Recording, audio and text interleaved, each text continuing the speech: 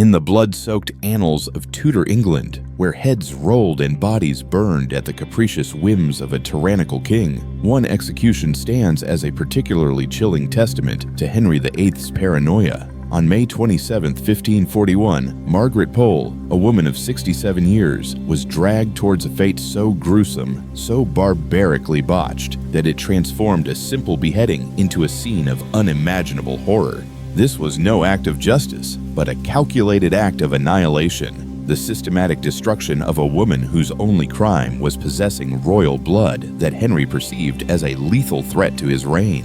Born Margaret Plantagenet, daughter of George, Duke of Clarence, and niece to two former kings, her lineage was impeccable, her claim to nobility undeniable. Throughout her life, she served the crown dutifully, acting as governess to Henry's own daughter, Mary, and was later restored to her family's titles and lands. She was considered a pious and respected woman. Yet, within the labyrinthine corridors of Henry's increasingly unstable mind, her very existence was a spark that could ignite rebellion, a potential rallying point for those who questioned his authority. The catalyst for Margaret's tragic downfall was not her own actions, but those of her son, Reginald Pole, a learned and devout scholar who had sought refuge in continental Europe. From afar, Reginald unleashed a torrent of criticism against Henry's break with the Catholic Church and his annulment of his marriage to Catherine of Aragon. Unable to silence his exiled critic, Henry's wrath turned with cruel precision towards Reginald's elderly mother, who remained within his grasp, a vulnerable pawn in a deadly game of power.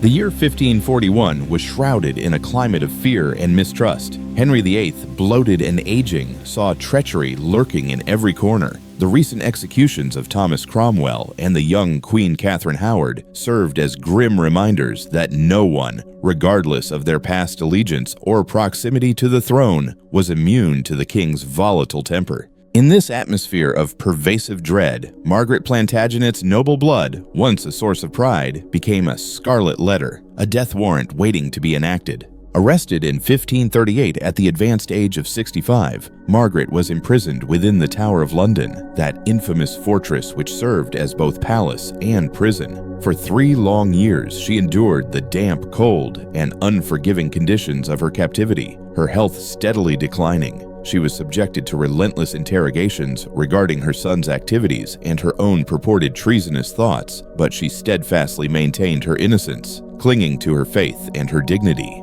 The accusations levied against Margaret were preposterous. She was accused of treasonous correspondence with her exiled son, of nurturing disloyal thoughts against the king, and of participating in a vast Catholic conspiracy to overthrow Henry's religious reforms. Yet, no credible evidence was presented to substantiate these claims. No incriminating letters were discovered. No witnesses came forward to attest to her involvement in any plot.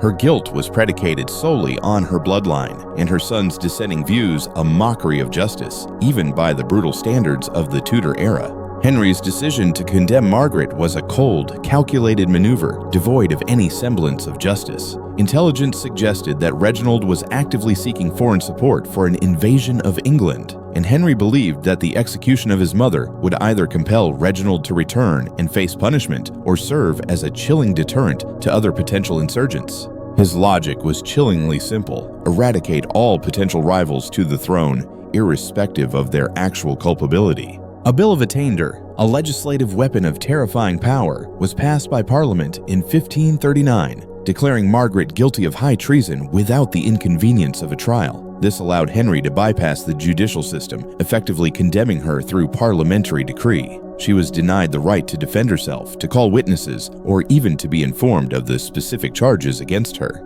She was simply declared guilty and sentenced to death at the king's discretion, a sentence that hung over her head for 2 years before being carried out. As the spring of 1541 unfolded, Henry's paranoia reached fever pitch. Reports of Catholic unrest in the north of England, coupled with rumors of foreign conspiracies, convinced him that the time had come to make an example. Margaret Pole, the last direct Plantagenet, would be sacrificed, her death serving as a brutal warning to anyone who dared to challenge Tudor supremacy.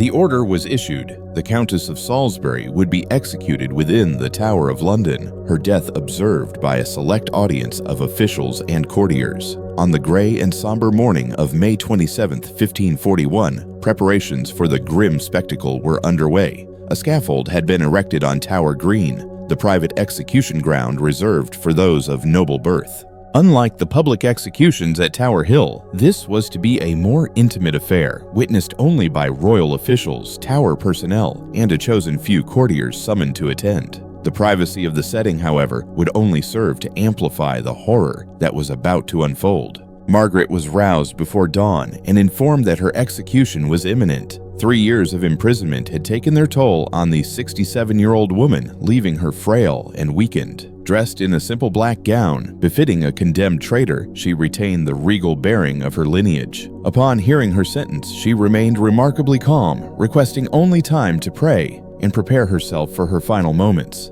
The brief procession from her cell to the execution site was heavy with symbolic significance. Supported by guards, she walked slowly, her gray hair visible beneath a simple white coif. Witnesses later remarked on her remarkable composure in the face of such a terrible fate. She had spent the preceding night in prayer, fortifying her spirit for what she believed would be a swift and merciful death, followed by eternal judgment. Little did she know the gruesome ordeal that awaited her. Tower Green had seen countless executions, but none quite like the barbarity that was about to unfold. The scaffold stood approximately 4 feet high, surrounded by a small gathering of 30 to 40 witnesses. The block, the instrument of death, was positioned at the center of the platform, ostensibly to provide the executioner with the optimal angle for a clean and efficient beheading.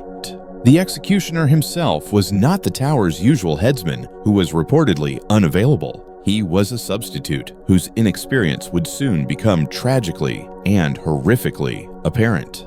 As Margaret was assisted onto the scaffold, she addressed the small crowd with surprising fortitude. According to contemporary accounts, she maintained her innocence and commended her soul to God. She made no plea for mercy, nor did she rail against the injustice of her sentence. Instead, with a palpable sense of dignity, she knelt before the block, placing her neck upon the cold, unforgiving wood, awaiting the swift stroke that would end her earthly suffering. The scene that followed would forever be etched into the memories of those present, a nightmarish tableau of incompetence and brutality. The inexperienced executioner raised his axe, aimed at Margaret's neck, and swung with what should have been a fatal blow. Instead, the blade went awry, striking her shoulder and back with sickening force. A scream, born of agony and disbelief, ripped through the morning air as blood gushed from the gaping wound. Astonishingly, Margaret did not die. Driven by instinct, she struggled to rise from the block, her primal desire for survival overriding the decorum of the execution.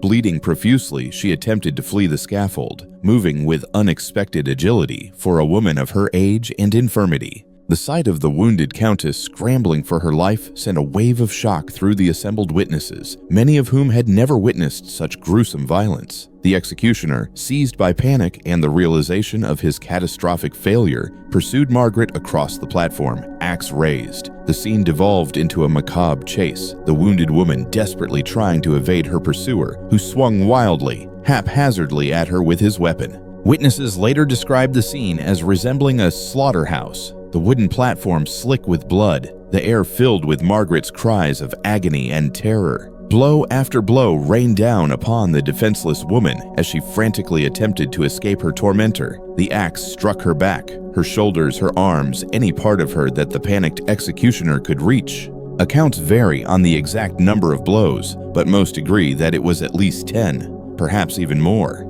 With each strike, the horror intensified as Margaret's strength waned and her movements became increasingly desperate. The witnesses stood frozen in a state of shock and revulsion, unable to intervene as the elderly countess was hacked to pieces before their eyes. Some averted their gaze, unable to bear the sight, while others reportedly succumbed to physical illness. Even the hardened tower officials, accustomed to death, were visibly shaken by the barbarity they were witnessing. Finally, after what seemed an eternity, Margaret's strength completely failed her. She collapsed onto the blood-soaked platform, her body broken and riddled with wounds. Even then, the executioner continued his gruesome task, delivering several more blows to ensure that his victim was finally dead. When the axe finally fell silent, the scaffold was awash in blood. Margaret Pole, the last Plantagenet, lay butchered like a common criminal, her body a testament to the brutality of Tudor justice. The immediate aftermath was marked by stunned silence and barely suppressed horror.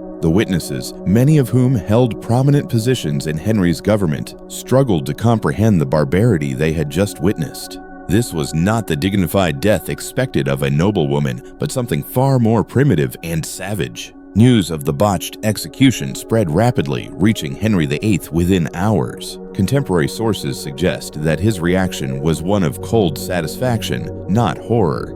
Margaret Pole was dead, and that was all that mattered. The manner of her death was of little consequence. The brutality, if anything, served his purposes even more effectively than a clean beheading, sending an unmistakable message of terror to those who might contemplate opposing his will. The international reaction to Margaret's execution was swift and condemning. Catholic Europe, already appalled by Henry's schism with Rome and his persecution of Catholics, was further outraged by the brutal killing of an innocent elderly woman. Pope Paul III himself condemned the execution as the murder of one of the most virtuous women in Christendom. Charles V, the Holy Roman Emperor and Margaret's nephew, was said to be particularly incensed by the manner of her death. The execution also had a profound impact on those who had witnessed it.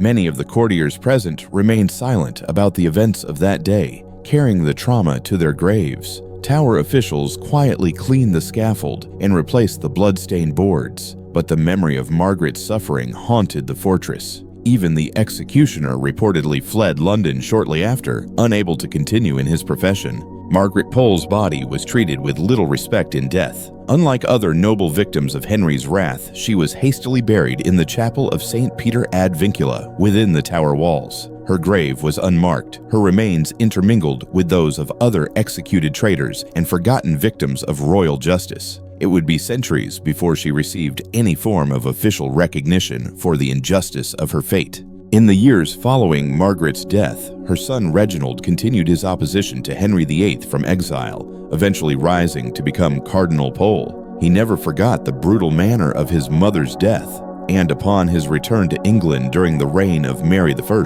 he worked to restore his family's honor. Yet, the memory of his mother's execution remained with him, shaping his views on justice, mercy, and the exercise of royal power. The execution of Margaret Pole represents a dark chapter in Henry VIII's reign, illustrating that neither age, innocence, nor nobility could offer protection from the king's paranoia. Her death serves as a stark reminder of the arbitrary nature of Tudor justice, where political expediency often outweighed guilt or innocence. The savage, prolonged, and undignified manner of her killing reveals the fundamental corruption of a system that allowed one man's fears and prejudices to override all concepts of justice and mercy. The broader implications of Margaret's execution extend beyond the immediate political context of 1541. Her death marked the end of the Plantagenet line in England, a dynasty that had ruled for over 3 centuries. With her brutal killing, Henry VIII not only eliminated a perceived threat, but also severed one of the last links to England's medieval past, paving the way for the absolute monarchy he envisioned for the Tudor dynasty. The case of Margaret Pole highlights the vulnerability of women in Tudor England's political system. Despite her age and apparent harmlessness, she was held accountable for her son's actions and treated as a threat to national security. Her gender and age, which might have afforded her some protection, instead made her an easier target for a king who preferred to strike at the defenseless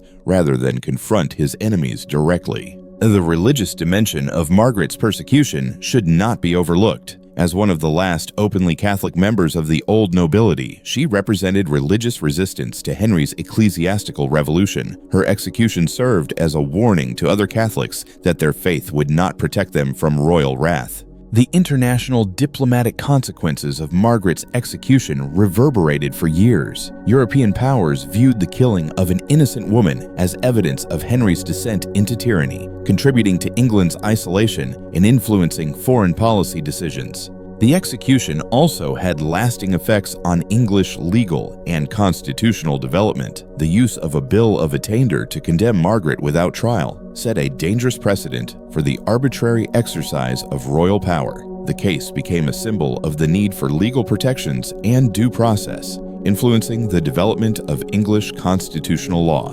The memory of Margaret Pole's death was preserved by Catholic recusants and other opponents of the Tudor regime. Her story became part of the narrative of resistance to tyranny, ensuring that the injustice of her fate would not be forgotten. Perhaps most significantly, Margaret's execution revealed the moral bankruptcy of Henry VIII's political philosophy. His willingness to torture and kill an innocent woman for the crimes of others revealed the emptiness at the heart of his reign. The king, once hailed as a Renaissance prince, had become a tyrant whose fears drove him to acts of cruelty against his own subjects. The scaffold on Tower Green witnessed many executions, but none as horrific as Margaret's. Her blood stained not only the platform, but also the very concept of royal justice in England. Future monarchs would remember her fate as a cautionary tale about the dangers of unchecked power. In conclusion, the execution of Margaret Pole stands as one of the darkest chapters in English history, a moment when political expediency triumphed over justice and humanity. Her brutal death was a national shame, revealing the depths to which royal power could sink when unrestrained by law. The screams on Tower Green that morning were not just those of a dying woman, but the death cries of a more humane conception of kingship. The legacy of Margaret Pole's execution serves as a reminder of the importance of legal protections and the rule of law. Her story resonates because it illustrates the dangers of arbitrary power and political persecution. In an age when we take such protections for granted, the fate of this countess reminds us how fragile these safeguards are and how quickly they can be swept away by fear and unchecked authority.